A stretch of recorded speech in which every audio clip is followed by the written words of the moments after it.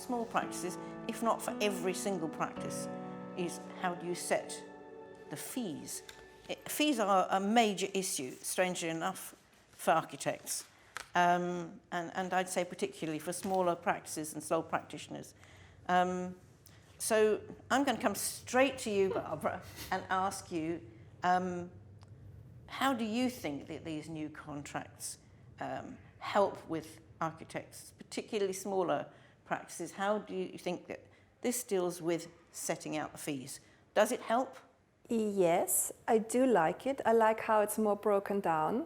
So I think especially the online tool is great, and you can essentially really very clearly set out your scope, including how many meetings you're going to do at what work stage, how many meetings you're going to do while it's on site. You can link it to a program. So the contract really supports the architect in creating a very clear picture.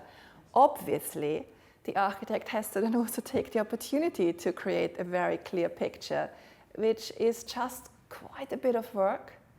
And it's, I would say, from our practice experience, not something we would have been able to do when we started out.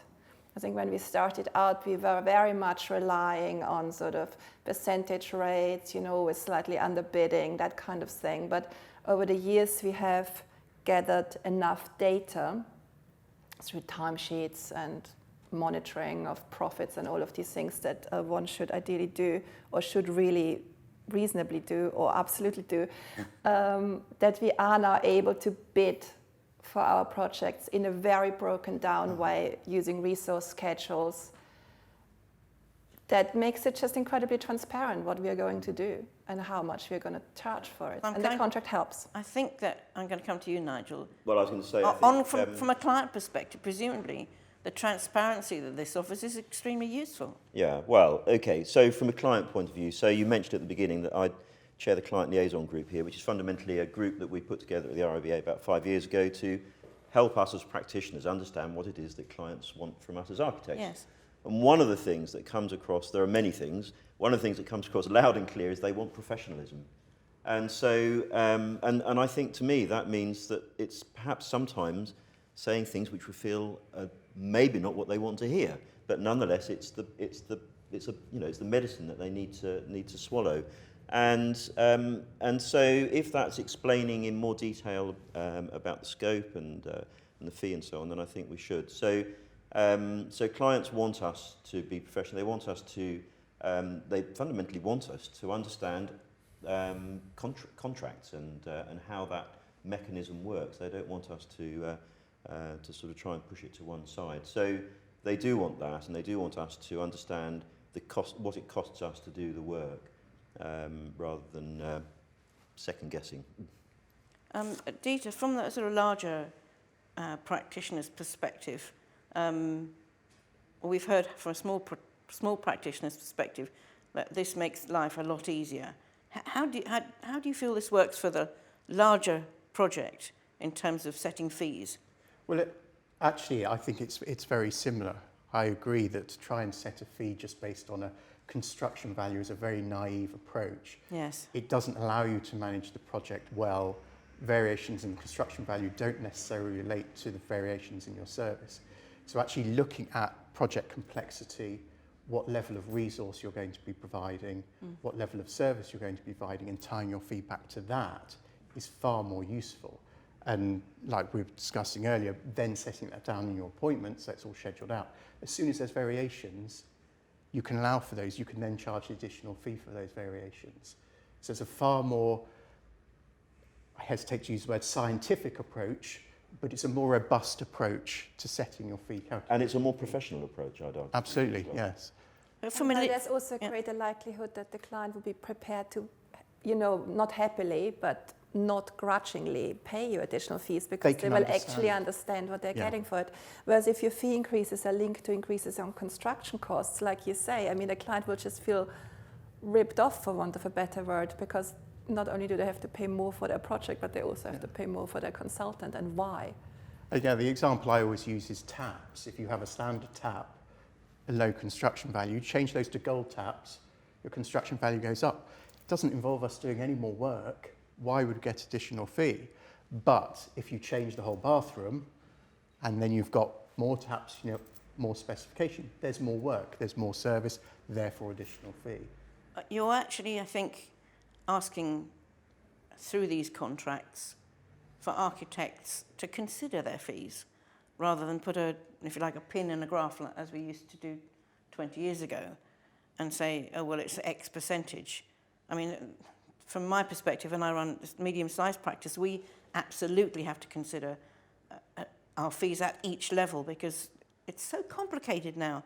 Everything, even planning services, if we only have to do those, there are a myriad of different things we have to do now. It's so different from 20 years ago, and every project has different things. It's almost a bespoke contract for every project, from our perspective. And also you can't guarantee, in perhaps the way we could traditionally, of knowing that when you join a project early and get planning, that you're going to be retained right through to completion. So you need to know that your fee is balanced for the particular stage of service that you might be delivering. So you can't be front-loading, back-loading, playing clever games, because either you end up overcharging, or worse, you end up undercharging and you make a loss. Yes, well, we don't want that now, do we? From a legal perspective, Mark, how can clients in particular feel that they can rely on this in terms of architects' fees now? Is this better from that perspective? It is a problem.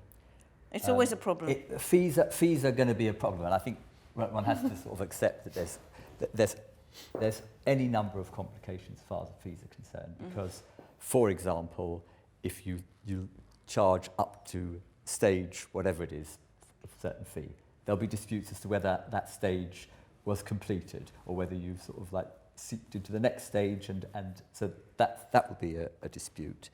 And also, if you like, redoing, particularly on domestic projects, do clients understand that when they get a little bit enthusiastic and think, well, can we just change this and can we just change that, that attracts an additional fee.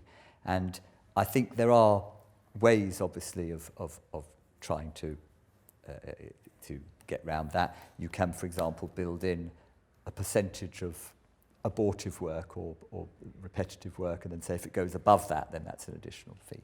But the key thing is just common sense. It's try and be as clear and as simple as possible, and for it to be, as you say, transparent, and what you're charging and what's going to be additional. There will always be arguments, but that way you try and reduce the arguments. We were touching on the, sorry Barbara, we were touching on the duty to inform earlier on, and I think this is fundamental about contracts. They inform, don't they? They set out in fine detail what we're going to do and give us a good understanding between practitioner and client of what's going to happen and how much it's going to cost and how long it's going to take. And that's a fundamental requirement. One of the issues that you picked up, I think, Barbara, that I think was extremely relevant is not just the transparency of your fees, but actually being able to think about them in advance. And in our practice, we also do resource planning for the stages of work. So we have quite a lot of work in our office before we even go to the client with a fee proposal to actually look at the project so that we know that we can justify what it is that we're doing in setting out the fees. And then we give them this resource plan. Actually, we're very open with it, particularly for construction drawings. And we say, okay, here is our list of construction drawings. We need X meetings, we need X amount of time for checking and for coordination, etc., etc. And you send it to them, and if they argue and they want the fee low, you say, what do you not want? And we don't say, oh, well, we're going to cut the fee by 20% because you don't like it. We say, this is how long it's going to take to do your project. It's very open and it's very honest. And I think hiding behind a percentage fee is not open and not honest, and presumably something that legally is very much more difficult to justify when things change. Yeah, I mean, also, I guess we do not charge additional fees for every scope change and so on, because, you know, we also have to manage our client relationships. We want to keep the client happy, etc. And I think I like your idea of a percentage rate for abortive work. But what we actually do is we tell the client very clearly that we are going to make this change. They have requested it, and we are going to make it out of goodwill, without increasing our fee. So because that's just how it is, and they need to know, and that is notwithstanding that, you know, the next time they make a change, we will charge.